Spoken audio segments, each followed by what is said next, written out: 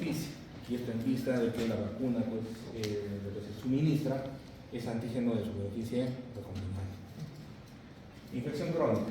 En infección crónica, como dije, hay posibilidad del antígeno de superficie.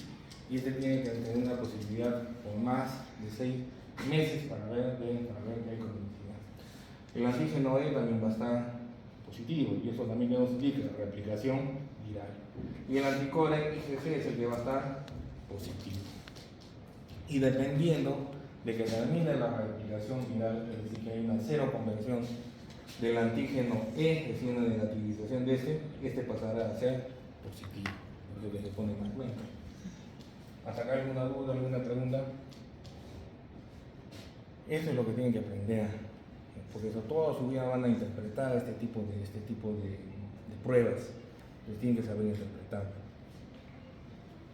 Este es un esquema de lo que es una infección aguda de hepatitis B.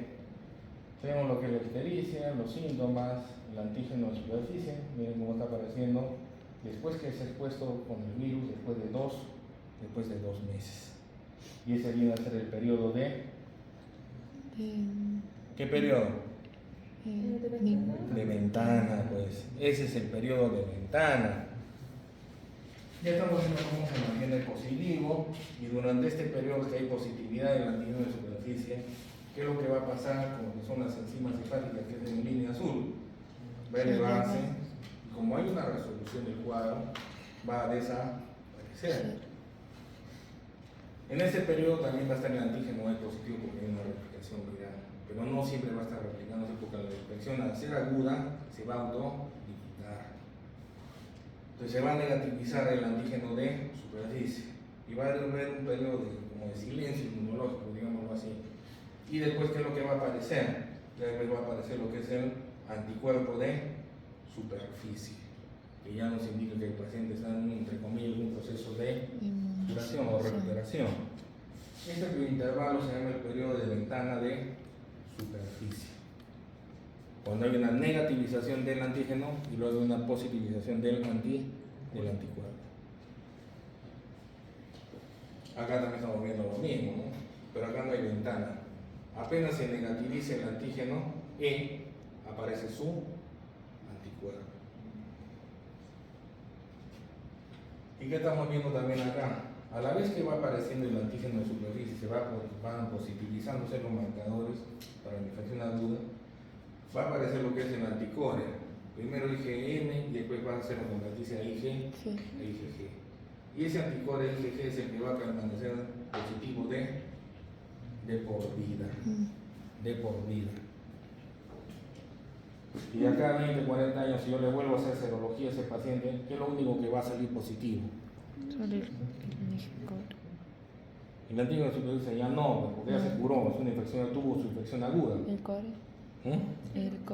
El core. ¿Y qué tipo de core? El G. IgG. Ese es el que va a aparecer positivo toda su vida.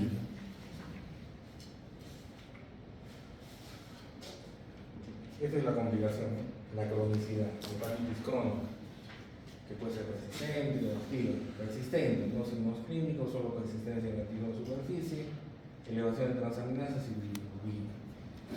Hepatitis crónica activa, pues ya hay un daño crónico, continuo, ¿no? Al hígado, y hay una degeneración. ¿Qué es lo que pasa cuando las células se dañan, se regeneran? ¿Dañan o se regeneran? Sí. Hipertrofia. Que ya va a producirse en algún momento un error en esa recuperación. Y las células pueden tornarse neoplásicas. Primero pasando por un estado de cirrosis y después pasando por un estado de hepatocarcinoma. Acá estamos viendo esa evolución del hígado sano, luego esta evolución en una cirrosis y luego a un hepatocarcinoma. Lógicamente que en este periodo pues, también va a haber niveles altos de transaminasa, de la bilirrubina, de la albuminina, va a haber niveles bajos de albúmina y el tiempo de protrombina va a estar prolongado, porque ya hay un daño permanente del parénquima hepático. Este es un caso de hepatitis crónica. ¿Qué es lo que estamos viendo? El antígeno de superficie no negativiza. Estamos viendo que se mantiene Constante. positivo. Y hemos dicho que el criterio de cronicidad, ¿cuál es? La positividad del antígeno de superficie por más de 6 meses. Ese es el criterio de cronicidad. Las enzimas hepáticas puede ser que aumenten y demoren pues en desaparecer. ¿Qué estamos viendo acá también? El antígeno E va a seguir positivo. ¿Y eso por qué? Porque sigue habiendo replicación viral, a no ser que reciban un tratamiento antiviral. Y para eso es el tratamiento que se da en los pacientes crónicos, para disminuir la replicación viral. El anticuerpo es obvio que normalmente pues sigue su curso, ¿no? Y sigue positivizándose pues a lo largo del tiempo. Y si se llega a recibir tratamiento y se negativiza el antígeno E, pues va a aparecer lógicamente su anticuerpo. Va a haber esa cero correlación. ¿A sacar alguna duda, alguna pregunta? El tratamiento pues tiene que ser, si es que es una hepatitis crónica, con antivirales. ¿Y eso para qué? Para terminar con la replicación viral. Si no, el paciente puede terminar pues un cuadro grave, ¿no? De patocarcinoma. Otro de los cuadros complicados o graves que también puede haber en lo que es una hepatitis viral es lo que es la hepatitis fulminante. Y eso se presenta pues en un 1% de los casos, ¿no? Pero puede presentarse, en la cual se produce un daño masivo a nivel del hígado y el paciente siempre termina falleciendo. Pero son casos raros. La prevención es a través de la vacunación, como les dije, ¿no? Y la vacuna ya hemos dicho que es antígeno de superficie recombinante. Accidentes laborales pueden ocurrir, sí pueden ocurrir, pues si se tienen que notificar. Pero también para evitar contagiarse, ¿qué es lo que es necesario? La vacuna, pues hijos, tienen que estar vacunados. Es por eso que se les indica pues a todos ustedes que tienen que estar vacunados. Creo que se les exige, ¿no? Para que vayan a clínicas. Tienen que estar pues vacunados. Nadie está pues libre de que se pueda producir un accidente. Entonces, para que no se contaminen, tienen que estar pues vacunados. Y no solo vacunados, ya queda por parte suya ver si es que tienen una respuesta adecuada a la vacuna. Siempre hay un porcentaje que no hace respuesta a la vacuna, pero lo tienen que saber, pues. Ustedes saben, se han vacunado pero no saben si tienen respuesta. Pues tienen que hacerse su dosaje de anticuerpos de superficie. ¿Alguna pregunta acá? Ahora vamos a ver también lo que es el papilomavirus humano. Este es otro virus, es un DNA virus sin envoltura, que va a afectar ya sea pues a nivel genital o también a nivel de mucosas o a nivel de la piel. Ese va a ser el lugar donde va a infectar. En lo que es su genoma, sus partes, sus genes, vemos también lo que son sus proteínas, tiene 8 proteínas reguladoras tempranas, de la E1 hasta la E8. ¿Cuáles son las que van a estar relacionadas con la producción pues, de cáncer? La E6 y la E7. Esas son las que están relacionadas con la producción de cáncer. Después tiene otras 2 proteínas tardías, late, L1 y L2, además que todos son estructurales. Este virus va a afectar, principalmente se han hecho los estudios pues, en mujeres, y se ha visto que a nivel de lo que es el cervix uterino va a producir lo que es cáncer. Inicialmente puede pasar por los estadios de displasia, leve, moderada, y después severa, y después carcinoma in situ. Hay que también tener en cuenta que hay 170 genotipos de papilomavirus humano, pero no todos ellos van a estar relacionados con la producción del cáncer. Los que están relacionados con la producción de cáncer se llaman genotipos de alto riesgo. Y los que no, que producen lesiones pues, o como condilomas o verrugas, son los genotipos de bajo riesgo. ¿Cuáles son los más frecuentes de alto riesgo? El tipo 16 y 18. Hay más y hay más. 31, 33, 35, etcétera, etcétera. Esas son preguntas de examen, por si acaso. Entonces lo tienen que tener presente. Los tipos de alto riesgo más frecuentes son el tipo 16 y el tipo 18. Los de bajo riesgo, 6, 11, estos son los más comunes. Hay más y hay más. Pues. Esas son las lesiones en estadio de evolución, que es displasia leve, moderada, severa. Estas son las verrugas que va a producir, o específicamente lo que es el condiloma. En este caso, la lesión que produce este virus es el condiloma acuminado. Entonces es una lesión bastante prominente. Algunos lo asemejan pues como unas crestas de gallo que se van a producir a nivel genital, ¿no? Estos son los genitales femeninos. Y por las malas prácticas sexuales que se están practicando, es por eso que también se está encontrando en boca.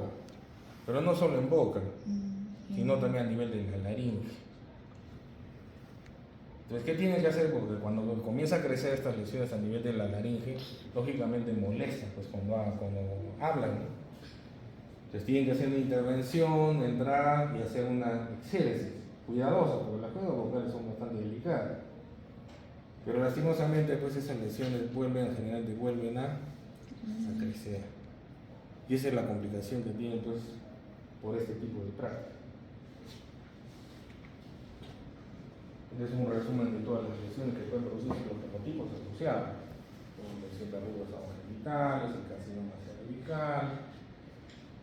Más que todo en el carcinoma cervical, como dicen, estos son los genotipos de alto riesgo más frecuentes: 16, 18, 31, 33, 35. Y el resto ya son tabúes que pueden aparecer hasta a nivel genital o también en el piel. El cáncer cervical, displasia cervical, están asociados con la actividad sexual y exposición a las cepas con los genotipos 16 y 18. Está asociado también con el consumo de tabaco. Factores de riesgo: número de parejas sexuales, edad del primer coito. Y lo que vamos a ver pues, son los cambios displásicos que se van a observar, lo que vamos a observar ya sea en las biopsias o también en las pruebas de Papa Nicolau. Se va a ver alteraciones en el volumen del citoplasma, el volumen del núcleo, el nucleoplasma. Esas son las alteraciones que vamos a ver y eso nos va a indicar los grados de displasia. Antiguamente hablábamos de lo que eran los NIC, las lesiones o las neoplasia intraepitelial cervical, y habían 3 grados, NIC 1, NIC 2, NIC 3, asociados con lo que son displasias de tipo leve, moderado, severo. En la actualidad se ha asociado solamente en 2 grados, que son los LI, las lesiones intraepiteliales escamosas, que se agrupan en lo que es de bajo grado y de alto grado. Y este es el resumen, ¿no? Tenemos acá lo que es la displasia atípicas, displasia ligera, moderada, intensa, carcinoma in situ. Clasificación NIC: cuando es ligera o leve, NIC 1; moderado, NIC 2; intenso, carcinoma in situ, NIC 3. Y este es el sistema de testa, lo que actualmente está vigente, los LI. El LI de bajo grado corresponde al NIC 1 y el NIC 2 y el NIC 3 corresponde a lo que es el LI de alto grado. Lo que hace el virus pues, es buscar grietas en lo que es el epitelio cervical.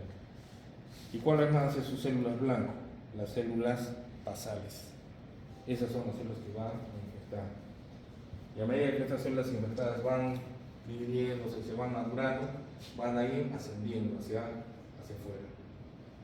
Y esa es la forma de poder detectar también, de verlas a nivel de lo que son las biopsias o también lo que son las pruebas de Papa Nicolau. Cuando hablamos de un NIC 1, viendo lo que es una biopsia, ¿no?, del cervix, este es un epitelio normal a nivel de lo que es el cervix, el exocervix. Es un epitelio plano, poliestratificado, no coronificado. Y estamos viendo que la displasia compromete el tercio basal. En ese caso estamos hablando de un NIC 1. Cuando la displasia, estamos viendo que los núcleos se están alterando, estos son núcleos displásicos, como lo meten los 2 tercios basales, que es un NIG 2. Y cuando ya se compromete todo el espesor del epitelio, ya hablamos de un NIG 3. y un NIG 3. Igualito lo tienen que ver en su examen, porque ahora vamos a ver biopsias, pues ahora lo vamos a distinguir bien. En lo que es la prueba del Papa Nicolau, vamos a ver lo que son células epiteliales, ¿no? Ya lo hemos visto en el hisopado cervical. Pero también, ¿qué vamos a ver? Porque esta es una coloración del Papa Nicolau. Vamos a ver células epiteliales que van a presentar ese halo perinuclear. Acá estamos viendo que hasta presenta 2 núcleos, si puede darse el caso. Y estamos viendo que alrededor hay una zona sin pigmentación, sin tinción. Ese viene a ser el halo perinuclear. Y esta célula así redondeada, con todas estas alteraciones que estamos viendo alrededor del núcleo, en el citoplasma, se denomina coilocito. Y la presencia de coilocitos a nivel de lo que sea la prueba de Papa Nicolau o también a nivel de las biopsias, nos indica indirectamente que hay una presencia del papilomavirus humano. Acá estamos viendo coilocitos, se ven las escamosas eosinofílicas, estas son células normales, igualito acá se están viendo coilocitos, tenemos uno, acá también tenemos los coilocitos. Tiene esa forma como si fuera pues una rueda, ¿no? Estamos viendo como si el citoplasma fuera un rodete y alrededor del núcleo el halo perinuclear. Esa es la morfología del coilocito. Acá ya estamos viendo grados de displasia. Acá van más coilocitos, acá también coilocitos. Y este ya un líder de alto grado, donde estamos viendo las células displásicas. Y estas son las células epiteliales normales, ¿no? Tiene esa forma poliédrica, abundante citoplasma y el núcleo es redondo y ginótico, chiquito. ¿Cómo estamos viendo las células displásicas? Qué grande. Son células más pequeñas, el citoplasma también disminuye en su volumen y el núcleo se hace mucho más grande. La cromatina también se hace mucho más densa y grumosa. Y también podemos ver células que están en proceso de mitosis. Acá se están observando las células normales y acá se están observando las células displásicas, están más grandes, y acá se está viendo en mayor cantidad. Esta es la célula normal y miren cómo se están viendo las células displásicas. Y como les dije, algunas en proceso de mitosis. El diagnóstico, ¿cómo se va a hacer? Extendido psicológico, citológico cervical, como prueba del Papa Nicolau. ¿Qué es lo que se utiliza? Pues hisopos o también espátulas para sacar muestras de lo que es el endocervix y el exocervix. Y esas muestras se extienden en láminas portoobjetos, se fijan y luego se hace una coloración de Papa Nicolau y es evaluado. Estos son los distintos dispositivos que se utilizan. Son la espátula de Salai, Citobrush, Cedibrush, aro de platino, espátula de madera y hisopo de hormigón. En este caso acá se está utilizando este tipo de espátula y están obteniendo muestras del endocervix y el exocervix. Con hisopo también se puede obtener la muestra, pero tendría que ser con 2 hisopos, ¿no? Uno para el endocervix y otro para el exocervix. Fijación, y siempre también se hace el envío, bien rotulado con el nombre del paciente, la fecha de extracción, la fecha de última regla, si hay resultados previos, si hay tratamientos hormonales, anticoncepción, embarazo, ciclo de obtención de la muestra, etc. Este es un resumen de lo que es la coloración de Papa Nicolau, para que sepan qué colorantes son los que tenemos, ya lo ven en casa. Si el Papa Nicolau sale pues positivo, ya sea un NIC2, NIC1, NIC2, NIC3 o LIE de alto o bajo grado, ¿cuál es el siguiente proceder? Tiene que hacerse una colposcopía. Colposcopía. ¿Y en qué consiste la colposcopía? Consiste, la mujer está en posición ginecológica, o una espécula, se separan las paredes de la vagina para evidenciar lo que es el cervix, y luego a través de este aparato, que es casi como un microscopio, se magnifica la imagen del cervix. Y se van a hacer dos tipos de pruebas, o se puede aplicar ácido acético, y en el caso que haya lesiones displásicas, estas se van a tornar blanquecinas. Y es en estas lesiones blanquecinas donde se tiene que orientar la toma de biopsia. Para eso la colposcopía.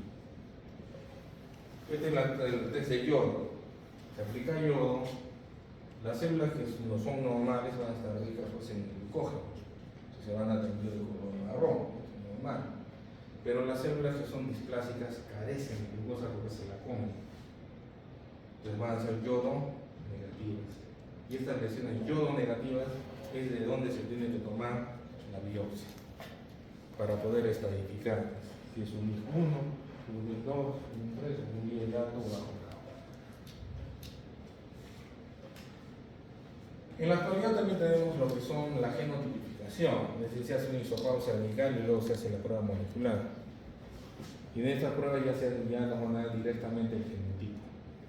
Y eso nos va a permitir pues, saber si es de alto o de bajo grado. Y este es un resumen. La citología positiva que nos indica que tenemos que hacer una colposcopía. Si es negativo,